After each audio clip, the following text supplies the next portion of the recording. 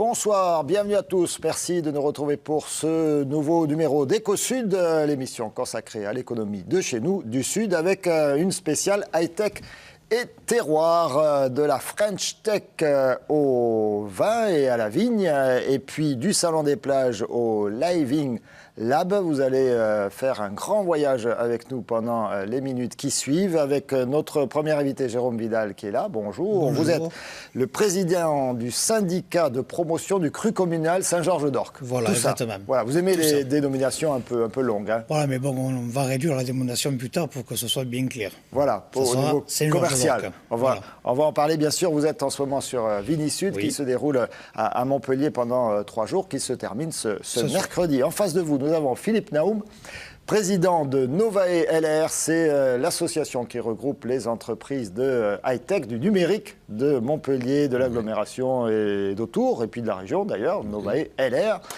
Et vous êtes également PDG d'une entreprise de high-tech, Choose It. Et puis en face de vous, Philippe Boulet. Voilà, il faut s'appeler Philippe pour faire du numérique à Montpellier, c'est clair. Philippe Boulet, vous êtes directeur adjoint du développement économique et de l'emploi à Montpellier Agglomération. Vous êtes là tous les deux parce que vous êtes, avec Montpellier son agglomération, candidat au label French Tech. Vous avez peut-être entendu parler de cette affaire. En France, on adore ça. Quand les ministres font des trucs et font des visites dans les préfectures et les sous-préfectures. Regardez, le label French Tech, c'est ça. C'est ce coq.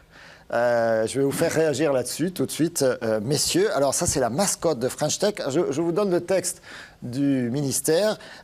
Fier, déterminé, joyeux, léger, évoquant le jeu d'équipe, sans doute le coq sportif, tout ça, les équipes nationales, avec une touche d'autodérision et de lucidité sur soi qui écarte toute arrogance. Voilà, c'est des fois le qualificatif qu'on donne aux Français, une certaine arrogance. Philippe Naoum, est-ce que vous êtes fier déjà, vous, de votre mascotte ?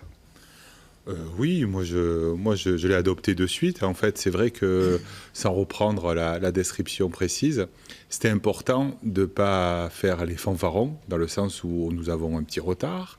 Il y a d'autres pays qui sont, à mon avis... On n'est pas les champions du monde, mais enfin, on n'est pas si mal, c'est ça l'idée. Par contre, on peut très vite égaler quelques grandes nations. Je pense que la volonté de la ministre Fleur Pellerin de devenir ou de transformer la France en une start-up nation, je crois que c'est possible. Je crois clairement que c'est possible. Nation. Voilà, c'est le terme employé. Et je pense que tout simplement, derrière, on peut se regrouper. Alors certes, un étendard, le coq... l'origami tel qu'il est présenté là, mais je pense que c'est avant tout, c'est de faire rayonner notre territoire avec toutes les entreprises qui font le numérique aujourd'hui sur notre territoire. Voilà. Alors la French Tech, c'est l'idée de jouer collectif, de fédérer, de regrouper, de créer ou de labelliser des écosystèmes numériques, c'est de lancer des concours, des appels à projets. Au fond, en quoi ça consiste, ce label French Tech ? Je pense que l'idée première, c'est de dire tout simplement... ça ne suffira pas de dire en France, nous sommes les meilleurs, les plus forts. Je pense que tout simplement, il faut le montrer. Le montrer, pendant longtemps, on a pu le localiser sur une capitale qui est Paris, certes, qui a une activité très importante, quelques richesses, mais il n'y a pas que Paris. Et donc, il y a tous les territoires. Et je pense que la première idée, c'était tout simplement de faire rayonner la France au travers de ces nombreux territoires et donc toutes les entreprises qui les composent. Donc, le principe, c'est d'établir un label qui va s'appeler le label French Tech, qui sera attribué à 10 à 15 métropoles sur la France. Et tout simplement, ces métropoles auront pour vocation de porter l'écosystème numérique, c'est-à-dire de porter, grâce à toutes ces entreprises, les valeurs de notre savoir-faire et nos compétences sur notre territoire. Donc, un label pour pouvoir identifier, repérer, mettre en valeur. Est-ce qu'il y a de l'argent ? On dit toujours qu'il y a plus d'argent. Il y en a de l'argent là, sur cette affaire-là ? Il y a un programme vraiment... en fait, pour résumer la French Tech, je pense qu'il y a 3 points. Le premier, c'est tout simplement un écosystème. C'est-à-dire, en fait, on va identifier tous ceux qui font le numérique, qui créent de l'emploi, qui favorise en fait la croissance et la compétitivité de toutes les entreprises, puisqu'il ne faut pas oublier que le numérique est un levier de croissance extraordinaire pour toutes les entreprises. Et puis après, il faut aussi regarder que certaines entreprises qui existent aujourd'hui sont créées très récemment et ont une capitalisation ou une valorisation qui est très importante, beaucoup plus importante que les entreprises du secteur traditionnel. Ce qu'il faut aussi imaginer, c'est que les entreprises qui vont créer des emplois demain, elles n'existent pas aujourd'hui. Donc, comment on va faire pour faire émerger ces nouvelles entreprises qui vont créer des emplois? Ça, c'est le premier point. C'est vraiment identifier tous ces hommes et ces femmes qui vont faire une nouvelle économie pour demain. Donc, c'est ça qui est important. Ça, c'est le premier point. Le deuxième point, c'est qu'il y a des territoires qui sont propices à ce développement et il faut les identifier pour les montrer. Donc, il va y avoir de l'argent. Il y a 200 millions d'euros qui vont être alloués pour favoriser la croissance des entreprises et cet argent-là va être donné à des entreprises, à des acteurs privés. En fait, c'est tout simplement comment on va monter des accélérateurs de croissance privés. Ça veut dire en fait comment des chefs d'entreprise, des personnalités vont se réunir pour mentorer, donc c'est le terme faire du mentoring, c'est-à-dire en fait accompagner, aider des startups. Ce qui est bien avec le numérique, c'est qu'on a toujours plein de nouveaux mots, quoi. Ça, oui, mais on les explique et ils ont une raison, ils ont une histoire. Et donc le mentoring, je pense qu'il a toujours existé quand on prend sous son aile quelqu'un. Eh bien, c'est exactement ça. Certaines personnes, certaines entreprises, certains chefs d'entreprise. On disait à un moment, le compagnonnage. Oui, mais je pense que le mentoring, ça va plus que le tutorat. Parce que le tutorat, c'est on le prend par la main, on l'amène. Là, non. On lui donne des conseils. Il est tout seul. Enfin, il est tout seul. Lui-même, il va. Cet argent de 100 millions va aller à des structures montées par des chefs d'entreprise qui veulent accompagner des start-up ou qui sont en phase de croissance pour leur permettre d'accélérer leur croissance. C'est exactement ça. On peut imaginer des entreprises qui ont déjà une belle réussite, un beau réseau commercial, du développement à l'international, ils vont pouvoir accueillir des startups et leur ouvrir ce réseau-là. Il y a de l'argent, peut-être également ici sur Montpellier pour accompagner donc, les entreprises. On espère si on est labellisé. Et le troisième point quand même important, c'est faire rayonner notre territoire, c'est-à-dire en fait faire rayonner la France à l'international. Je parlais tout à l'heure de Startup Nation. C'est important de pouvoir se positionner. Vous savez, aujourd'hui, si on regarde le monde, il y a, alors vous ne savez pas où on se place, il y a à gauche les États-Unis, New York et la Silicon Valley. Ça, c'est quand on dit que l'Europe est au centre. Hein. Mais moi, je la place au centre. Et après, à droite, il y a d'autres pays beaucoup plus récents et beaucoup plus petits comme Israël. Et donc, eux ont compris la logique d'une Startup Nation. Nous, aujourd'hui, on vient de la comprendre. On a allé 50 ans de retard, mais c'est pas grave, on va les rattraper parce que vous savez que dans le numérique, ça va très très vite. Ça va très vite. Puis les Français, on est spécialistes du rattrapage. Alors, il y a ce dossier-là que j'ai et que je vous montre, c'est celui de Montpellier Agglomération, Métropole numérique, Philippe Boulet. C'est vous donc qui portez ça avec l'agglomération.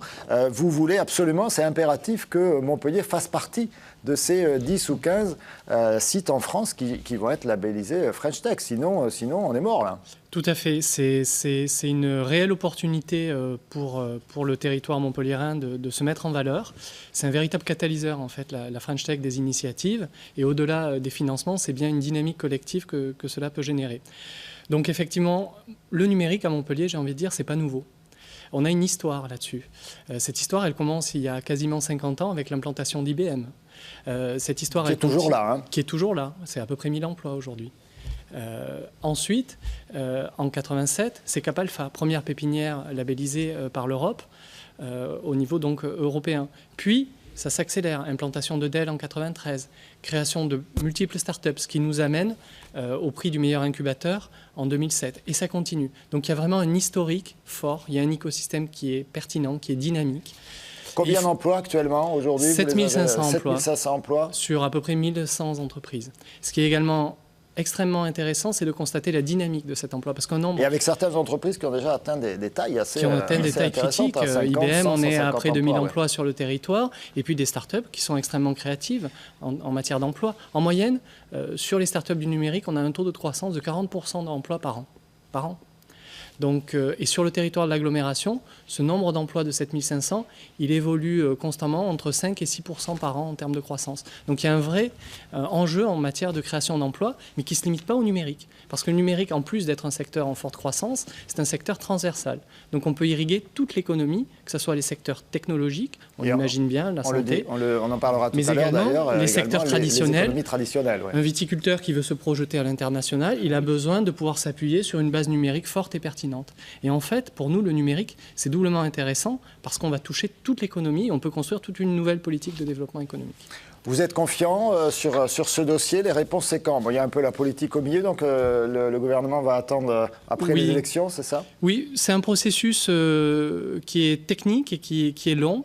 L'objectif de l'agglo de Montpellier, parce que toutes les métropoles sont en train de se positionner sur le sujet, sur tous les critères de l'appel à projet, on est bon, voire au-delà. Donc sur le fond, j'ai aucune inquiétude sur le fait qu'on ait le label. La question, c'est quand est-ce qu'on va l'avoir.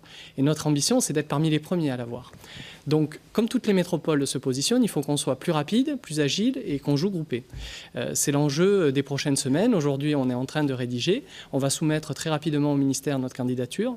Et là, on rentre dans un processus de co-construction avec le ministère qui peut s'étaler entre 6 mois et 1 an et qui nous amène, à partir du moment où le ministère le décide, devant un jury international.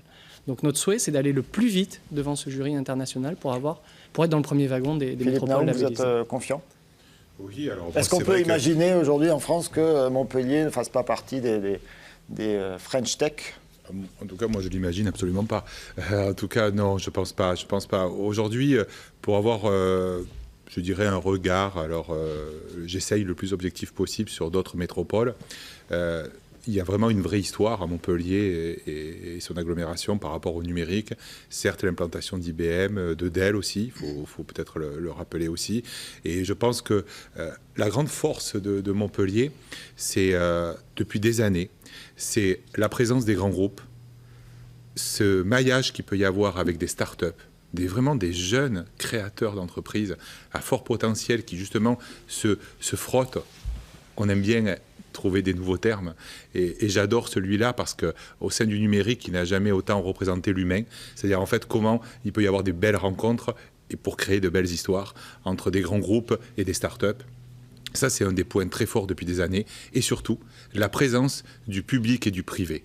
Puisque tout simplement, je pense qu'il ne faut pas oublier que depuis 25 ans, Philippe Boulet le rappelait par rapport à la création de Cap Alpha, la présence de l'infrastructure, donc ce qu'on appelle le socle, le terreau qui a permis à toutes ces entreprises de se développer. Donc les infrastructures ont été créées. Il y a eu une vision. On a vu en image, Cap Omega, il y a eu vraiment également. Vous avez rappelé le titre de meilleur incubateur mondial pour.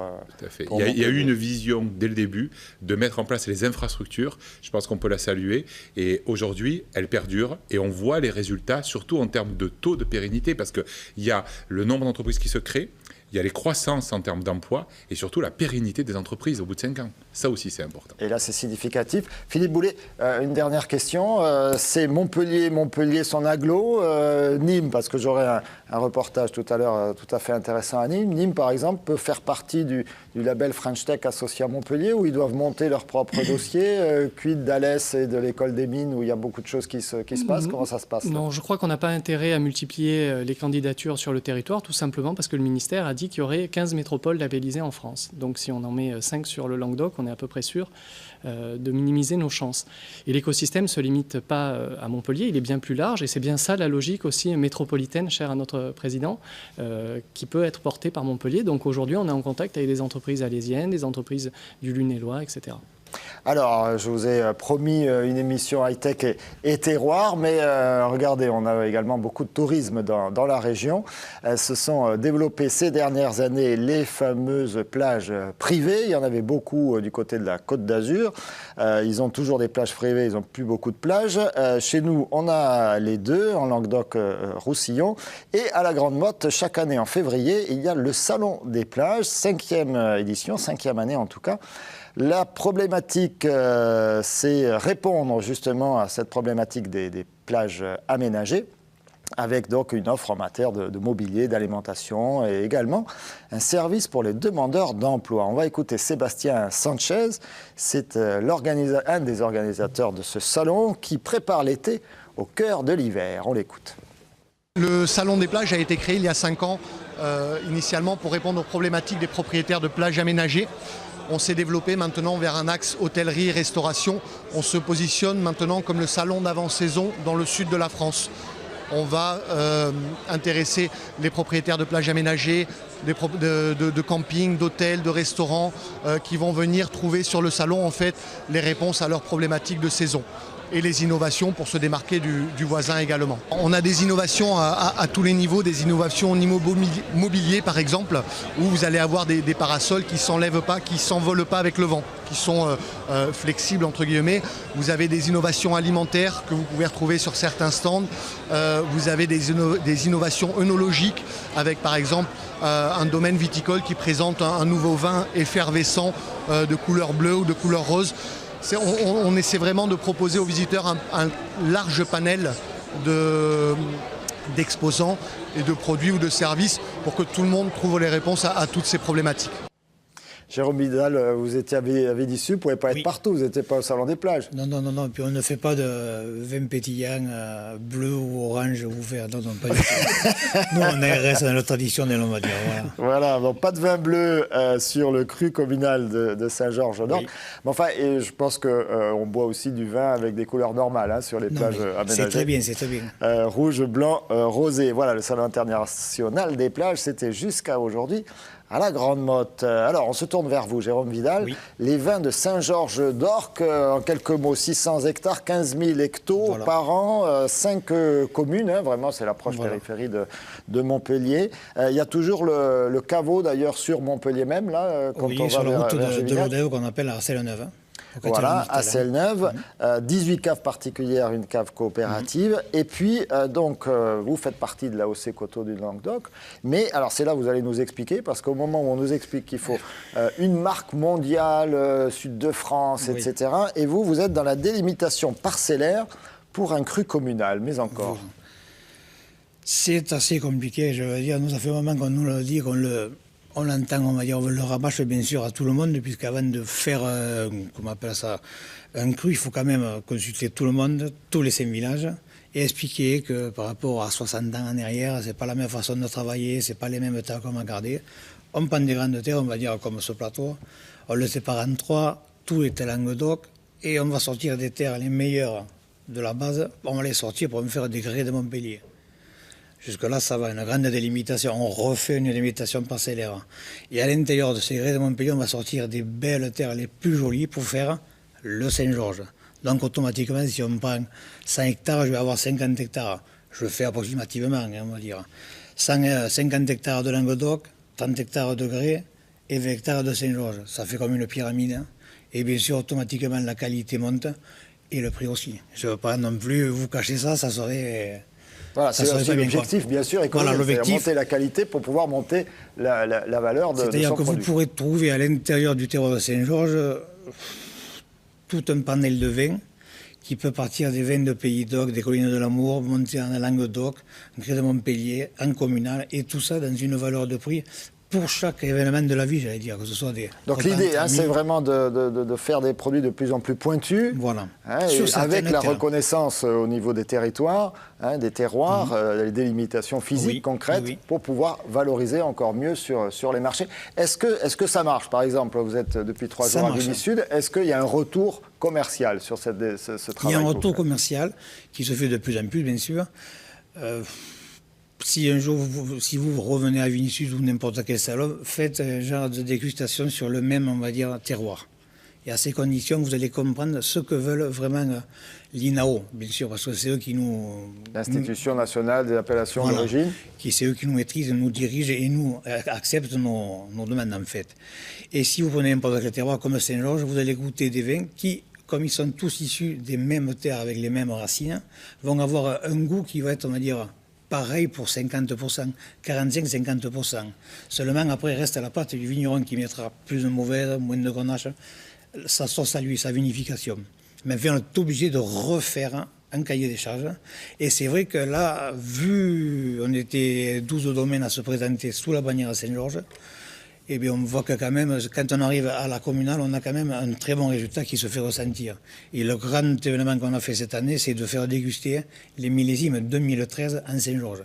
D'accord, c'était peut-être précipité, ils sont bruts de cuve, mais on a noté quand même certaines bonnes notes. Alors, justement, on va rester sur Vénissieux, donc le salon qui se déroule jusqu'à aujourd'hui, 26 février, au Parc Expo de Montpellier. C'est un salon qui a une vingtaine d'années, avec 11 éditions, c'est une fois tous les 2 ans.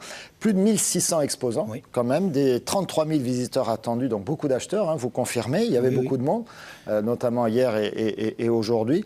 Mouad El Yakabi, lui, s'est intéressé à l'exportation et plus particulièrement à l'exportation vers les États-Unis, un marché qui démarre ou qui redémarre. On écoute. L'avenir du vin languedocien s'écrit peut-être en anglais. Le marché américain, en pleine expansion, est encore à conquérir et semble apprécier les vins de la région. Depuis 5 ans, les exportations ont en effet doublé. Les États-Unis sont aujourd'hui le deuxième marché des vins AOP du Languedoc-Roussillon, avec une particularité, la demande s'oriente vers du vin de qualité. Ce sont des vins qui sont en phase avec la consommation, ce sont des vins qui sont riches, qui sont fruités, qui sont avec beaucoup de couleurs pour les vins rouges et sur les blancs avec beaucoup de fruits aussi. Et c'est des vins qui correspondent exactement à la demande de consommation actuellement sur le marché américain. Jeune, le marché américain se tourne vers l'Europe après avoir privilégié pendant des années sa production ou celle du Canada et de Nouvelle-Zélande. Les mœurs changent également et le vivier de connaisseurs se fait plus large, même s'il reste un travail de pédagogie à faire. La marque Sud de France a une maison à New York depuis 2009 pour faire la promotion de son vin et n'hésite pas à inviter les acteurs locaux.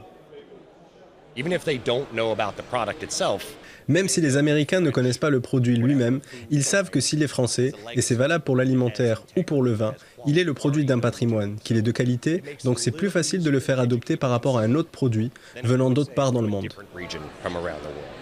Alors les États-Unis, nouvel Eldorado du vin de la région.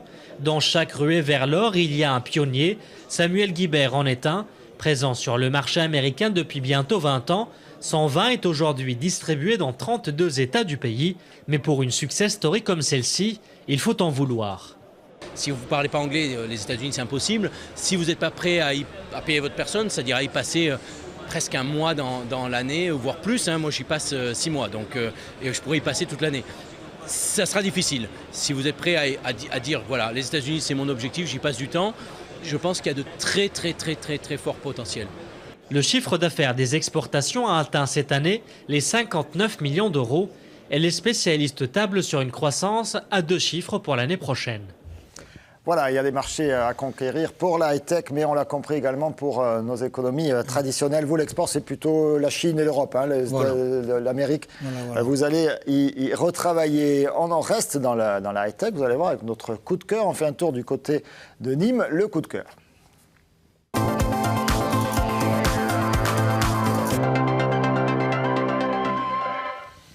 Un appartement expérimental pour favoriser le maintien des personnes âgées à domicile, c'est ce que développe l'Institut méditerranéen des métiers de la longévité, un Living Lab que nous présente Olivier Michel. Cet appartement de 80 mètres carrés a toutes les commodités, mais n'est pas à louer. Et pour cause, il s'agit d'un appartement expérimental pour les personnes âgées ou à mobilité réduite. Entièrement modulable, il doit servir à développer des nouvelles technologies pour favoriser le maintien à domicile. La modularité, c'est important pour que les personnes, les porteurs de projets ou les entreprises qui viennent nous solliciter puissent mettre au sein de notre Living Lab leur équipement à tester. Donc par exemple, un nouveau four, donc comme on est dans l'univers domestique, on va enlever le nôtre pour mettre le sien et pouvoir tester ce qui se passe quand les personnes âgées viennent utiliser son prototype. Et pour mieux observer, l'appartement est équipé de vitres teintées, de micros, de caméras et de capteurs. L'idée, dans un premier temps, c'est d'avoir un retour en temps réel sur les tests, parce que ce n'est pas évident finalement d'être 3, 4, 5 personnes dans l'appartement aux côtés de la personne, c'est un peu anxiogène. Donc là, on peut se mettre dans la régie finalement et visualiser comment se déroule le test. Mais surtout, ce qui est intéressant, c'est d'avoir finalement un enregistrement pour y revenir a posteriori. L'I2ML, fondation partenariale de l'Université de Nîmes, est le seul en France à posséder cet équipement. Il a pour vocation de favoriser l'émergence d'une nouvelle filière économique dans le Gard, celle des métiers de la longévité. Si on regarde la proportion de personnes qui auront plus de 60 ou 65 ans dans les années à venir, elle va être de l'ordre de 25 à 30%. Donc ça veut dire que ça correspond à un marché important et qu'on a intérêt effectivement, ne serait-ce que pour faire des économies par exemple, de pouvoir maintenir les personnes à domicile le plus possible. Sur le département du Gard, 10 450 personnes touchent la location personnalisée d'autonomie pour rester à domicile et bénéficieront peut-être un jour des innovations développées au sein du Living Lab nîmois, comme ce parquet intelligent qui détecte les déplacements ou encore les chutes. Voilà, des pistes de développement, il y en a. Merci beaucoup à tous les trois. Merci à vous tous de nous avoir suivis. À très bientôt sur TV Sud.